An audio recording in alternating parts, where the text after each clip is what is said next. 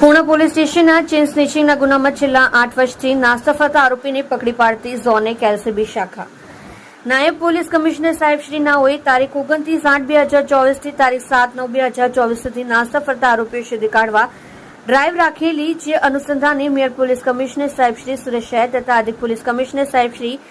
Sector 1 તથા નાયબ police commissioner Shri ભક્તિબાર ડાબી ઝોન 1 સુરત શહેરના હોય નાસ્તા ફરતા આરોપીઓ શોધવા આપી સૂચના અને માર્ગદર્શન અન્વયે ઝોન 1 એલસીબી શાખાના પોલીસ માણસો હેડ કોન્સ્ટેબલ સહદેવસિંહ મહિપતસિંહ તથા હેડ કોન્સ્ટેબલ કરણસિંહ શંકરસિંહ નાઓની સંયુક્ત બાતમી આધારે આરોપી નામે અનિલ લાલાભાઈ રાઠોડ, ઉંમર વર્ષ 27, ધંધો બેકાર, રહેઠાણ 165, કલ્પના સોસાયટી, કૈલાશનગર સોસાયટીની સામે ગોડાદરા સુરતનાને પકડી પાડેલ છે. આ કામે સદર આરોપીએ ફરિયાદી શ્રી સુનિતાબેન તે વિનોદભાઈ દાલચંદભાઈ અગ્રવાલ, રહેઠાણ કુંભારિયા ગામ, સુરત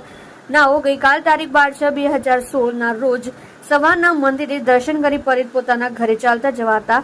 ત્યારે સદર આરોપી અનિલ લાલાભાઈ રાઠોડ તથા તેની સાથેના સહ આરોપી શંકર ધીરુભાઈ પટેલ બંને નાઓ